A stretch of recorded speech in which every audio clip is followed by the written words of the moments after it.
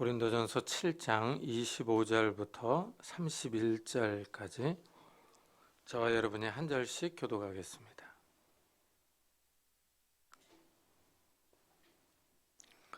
고린도전서 7장 25절부터 31절까지입니다. 처녀에 대하여는 내가 주께 받은 계명이 없으되 주의 자비하심을 받아서 충성스러운 자 된 내가 의견을 말하노니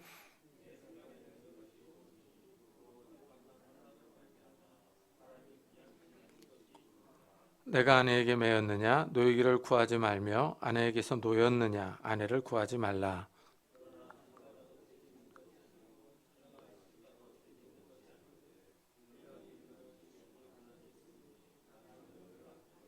형제들아 내가 이 말을 하노니 그 때가 단축하여진 고로 이후부터 안에 있는 자들은 없는 자 같이 하며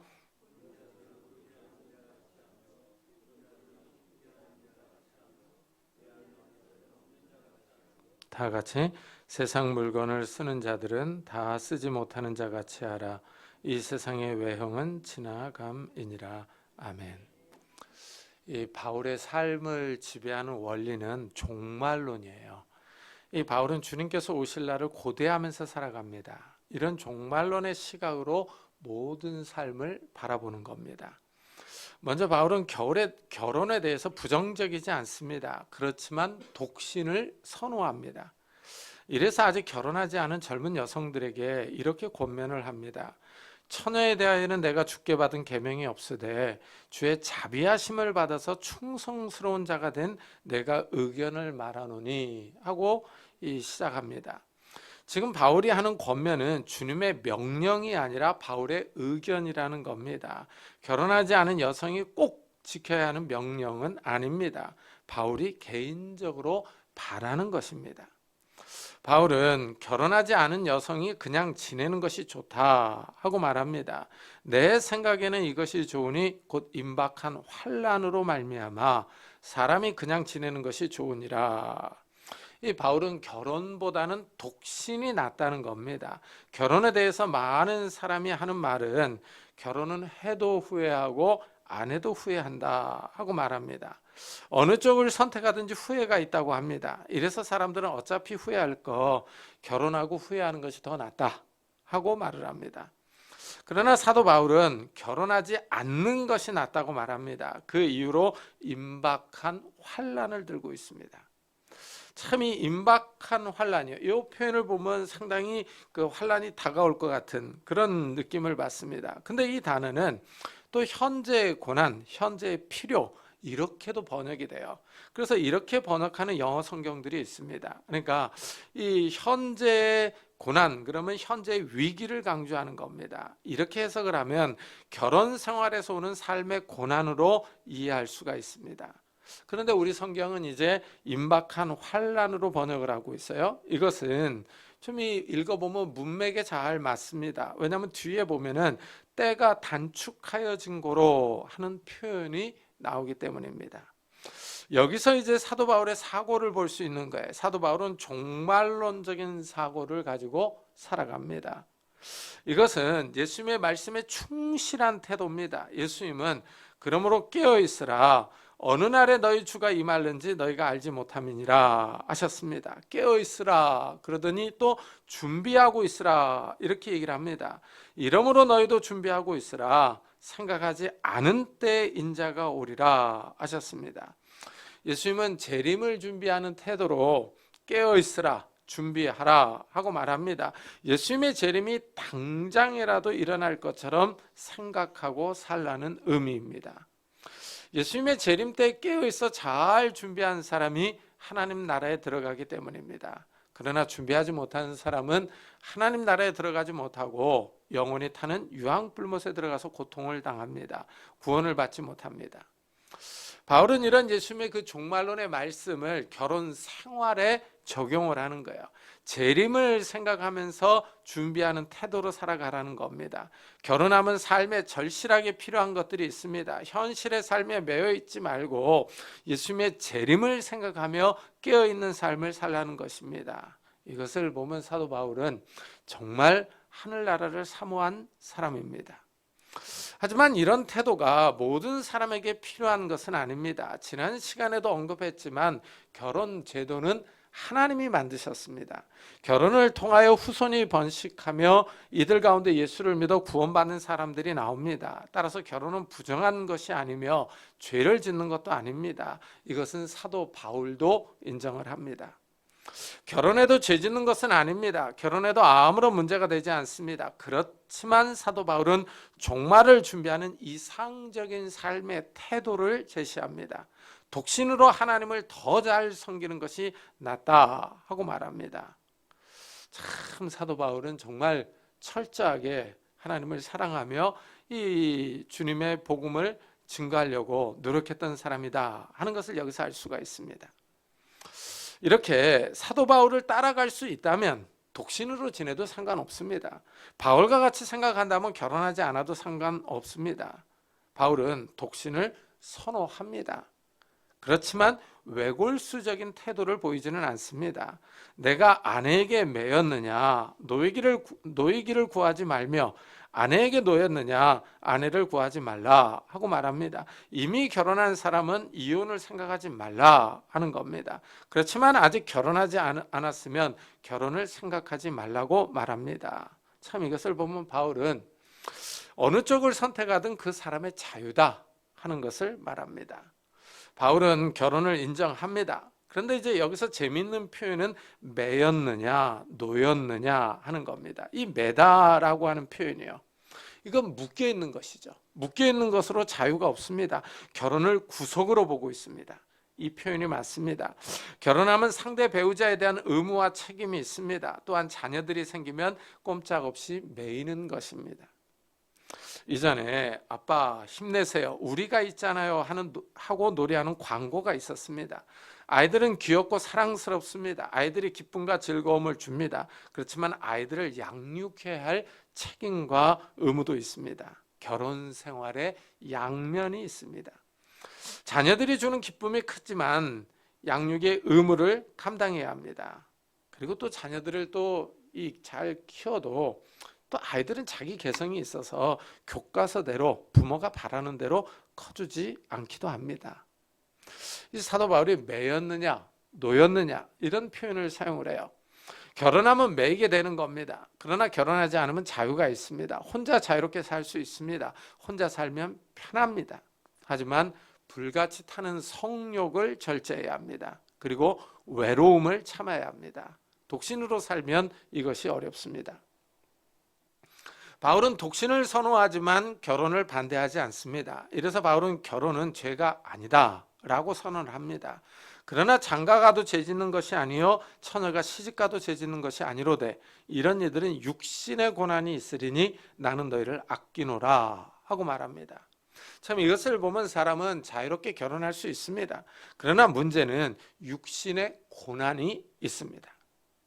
한 랍비는 결혼에 대해서 이렇게 말합니다. 젊은이는 애처로이 울어대는 망아지 같다. 그는 안절부절하지 못한다. 그는 염려로 자신을 치장한다. 이것은 그가 아내를 찾고 있기 때문이다. 하지만 일단 혼인하고 나면 그는 짐을 가득 짊어진 낙타를 담는다 하고 말합니다. 결혼에 대해서 약간 좀 조소적인, 약간 좀 비꼬는 듯한 말이지만은 상당한 교훈이 있습니다. 이 망아지는 자유분방합니다. 마음대로 뛸 수 있습니다. 청년의 때에 자유가 있습니다. 그렇지만 결혼하고자 하는 염려가 있습니다. 육체의 성욕이 있기 때문입니다. 하지만 막상 결혼하고 나면 짐을 잔뜩 실은 낙타가 된다고 합니다. 가정의 의무와 책임이 있기 때문입니다. 이 칼빈은 이 육체의 고난을 책임들과 어려움이라고 말합니다. 이것은 세상 일로부터 온다고 말합니다. 자녀를 낳고 살아야 하기 때문입니다. 자녀들을 양육할 책임이 있기 때문입니다. 여기서 이 천주교의 신부와 개신교의 목사의 삶을 비교해 볼 수 있습니다. 천주교의 신부들은 결혼하지 않습니다. 매인 것이 없습니다. 가정에 대한 책임과 의무가 없으니 자유롭습니다. 하지만 신부들의 삶도 그렇게 편한 것 같지는 않습니다. 이 군대에 이제 목사들이 군목으로 갑니다. 이 군목으로 가듯이 신부들도 이제 군대에 옵니다. 그런데 신부들이 그렇게 술을 많이 마신다고 합니다. 이 군목을 다녀온 친구가 하는 말이 저 신부들을 믿을 수가 없다고 말을 합니다. 술을 그렇게 진탕 퍼마시고 이상한 곳에 가지 않는지 누가 아느냐? 그러면서 의심의 눈길을 보내면서 말을 합니다. 참 그 말을 들어보니까 얼마나 고민이 많고 저희가 많으면은 이 성욕이 불같이 타면은 맨날 그렇게 술에 쩔어 사느냐 하는 생각도 듭니다. 근데 여기에 반해 개신교 목사들은 결혼합니다. 이 목사들은 가정이 있습니다. 가정을 책임져야 합니다. 이래서 또 경제적인 문제가 쉽지 않습니다. 신부와 목사를 보면은 결혼해도 문제이고 안 해도 문제입니다. 삶의 고난이 있는 것은 마찬가지입니다. 이래서 사도 바울은 종말론적인 자세를 가지고 살아가라고 권면합니다. 때가 단축해졌다 하고 말합니다. 형제들아, 내가 이 말을 하노니 그때가 단축하여진 고로 이후부터 안에 있는 자들은 없는 자같이 하며 하고 말합니다. 여기서 때가 단축되었다는 것은 주의 재림이 가깝다는 의미입니다. 종말이 가까이 왔기 때문에 결혼한 사람은 결혼하지 않은 것처럼 살라고 합니다. 이 말은 결혼 생활에 너무 치중하지 말라는 의미입니다. 결혼 생활에 너무 치중하다 보면 신앙에 문제가 생길 수 있습니다. 이래서 신앙보다 결혼 생활에 우선순위를 두지 말라는 의미에서 이런 말을 합니다. 바울은 종말론적인 의식을 가지고 인생을 살라고 충고하는 것입니다. 이런 종말론적인 사고가 삶을 균형 있게 만듭니다. 왜냐하면 성도들은 이 땅에서 살아가고 있지만 하늘을 바라보기 때문입니다. 성도들은 이중 신분을 가지고 있습니다. 대한민국 국민이면서 하늘나라의 시민입니다. 이중 국적을 가지고 있어서 한쪽으로 치우칠 수 있습니다. 하늘로 치우치는 삶을 살면 이 땅의 삶을 등한시합니다. 이 땅의 삶보다 하늘이 더 중요한 것은 사실이지만 그래도 우리가 사는 동안에는 이 땅의 삶도 의미가 있습니다. 하지만 반대로 너무 이 땅의 삶에 치우치면 신앙에 문제가 생깁니다. 하늘의 생명을 등한시합니다. 하늘의 구원을 잊어버릴 수 있습니다. 이래서 균형 있는 삶을 살아야 합니다. 이 땅의 삶은 제한적이지만 하늘의 삶은 영원합니다. 바울은 결혼한 사람은 결혼하지 않은 것처럼 살라고 합니다. 결혼을 인정합니다. 그렇지만 결혼 생활을 잘해야 하지만 너무 치우치지 말라는 의미입니다. 근데 문제는 말은 쉬운데 이 생활이 쉽지 않습니다. 이론은 쉽지만 실천은 어렵습니다. 그리고 바울은 두 번째로 감정에 대해서도 말합니다. 우는 자들은 울지 않는 자같이 하며 기쁜 자들은 기쁘지 않은 자같이 하며 슬픈 일이 있을 때는 눈물을 흘립니다. 그러나 기쁜 일이 있을 때는 기뻐합니다. 이 사람의 감정은 일시적입니다. 시간이 지나가면 슬픈 감정도 잊어가며 기쁨도 사라집니다. 종말의 때가 다가올수록 시간은 흘러갑니다. 이래서 바울은 우는 자들은 울지 않는 자같이 하라고 합니다. 기뻐하는 자들은 기뻐하지 않는 자같이 하라고 합니다. 순간적인 것에 너무 얽매이지 말라는 의미입니다. 영원한 것이 오고 있기 때문입니다. 이 땅의 역사는 지나가고 영원한 세계가 올 것입니다. 셋째로 바울은 매매하는 자들은 없는 자같이 하며 하고 말합니다. 이 사업하는 사람들에게 권면하고 있습니다. 물건을 사는 사람은 물건이 없는 사람처럼 행동하라는 것입니다. 물건은 있다가도 없을 수 있습니다. 또한 사업은 잘 될 때가 있는가 하면 잘 되지 않을 때도 있습니다. 지금 한국의 수출이 그렇지 않습니까? 그동안 잘 되던 수출이 많이 줄었습니다. 이 잘 나갈 때는 모든 것이 풍족한데 지금은 모든 것이 부족합니다. 사람들이 허리띠를 졸라매며 살아가고 있습니다. 여기서 매매하는 자들은 없는 자같이 하라 하는 것은 너무 상품에 물질에 얽매이지 말라는 뜻입니다. 사업에 너무 치중하지 말라는 겁니다. 돈 버는 일에 너무 치중하면 신앙을 잊어버릴 수 있기 때문입니다. 이 말씀은 다음 교훈과도 맥이 같습니다. 세상 물건을 쓰는 자들은 다 쓰지 못하는 자같이 하라 하고 말합니다. 물질에 대한 태도를 말합니다.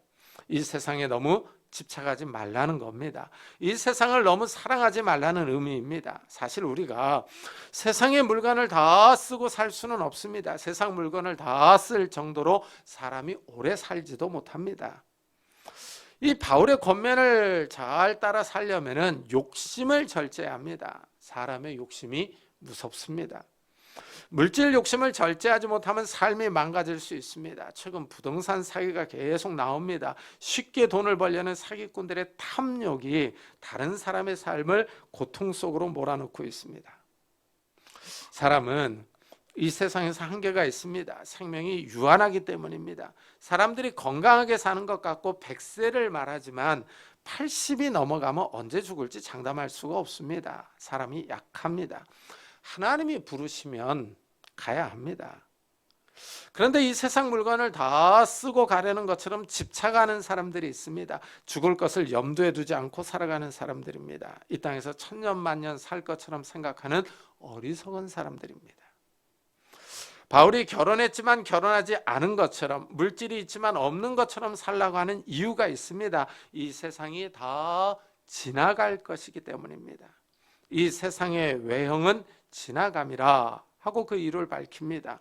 이 세상이 사라진다는 것입니다. 세상 사람들은 무슨 말이냐고 하면서 믿지 않겠지만 성경은 이 세상이 사라진다고 말합니다. 이 세상이 없어질 때가 있다고 합니다. 이 말씀이 놀랍고 무섭습니다. 세상이 영원히 존재할 것 같은데 하나님은 세상이 사라질 때가 있다고 하십니다. 예수님이 재림하실 때 이 세상과 하늘이 사라지고 새하늘과 새 땅이 펼쳐질 것입니다. 바울은 예수님의 재림을 바라보는 종말론적인 사고 가운데 이런 권면을 하고 있습니다. 이 세상 형적은 다 사라질 것입니다. 이 세상이 사라질 때가 오면 사실 결혼도 사업도 물질도 큰 의미가 없습니다. 이래서 사도 바울은 변증법적인 태도로 살아가라고 권면합니다. 결혼했지만 결혼하지 않은 것처럼 살라고 합니다. 우는 자들은 울지 않는 자처럼 살라고 합니다. 성도들은 이 땅에 살고 있지만 이 땅에 영원히 머물 수 없습니다. 이 땅의 것을 소유하고 있지만 영원히 소유할 수 없습니다. 이것은 믿지 않는 사람들도 마찬가지입니다. 죽음이 있기 때문입니다. 그렇지만 믿지 않는 사람들과 믿는 사람들의 차이점이 있습니다. 영원한 하나님의 나라를 믿느냐 믿지 않느냐 하는 겁니다. 믿는 사람들은 영원한 하나님의 나라에 들어갑니다. 그러나 믿지 않는 사람들은 들어가지 못합니다. 이런 차이가 이 땅에서의 사는 삶, 이 삶의 태도를 갈라놓습니다. 믿지 않는 사람들은 자기 중심적입니다. 자기 마음대로 자기 생각대로 살아갑니다. 자기를 즐겁게 하는 삶입니다. 하지만 믿는 사람들은 하나님 중심입니다. 하나님을 즐겁게 하는 삶을 삽니다. 이런 모습은 식사 시간 때 선명하게 드러납니다. 믿지 않는 사람들은 감사하지 않습니다. 그러나 믿는 사람들은 하나님께 감사합니다.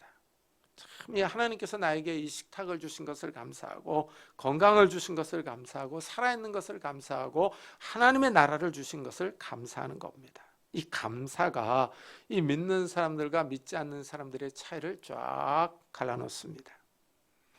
이 땅이 있고 사람이 존재하는 것이 신비롭습니다. 이 땅에 많은 생명체가 살아가는 것이 신비롭습니다.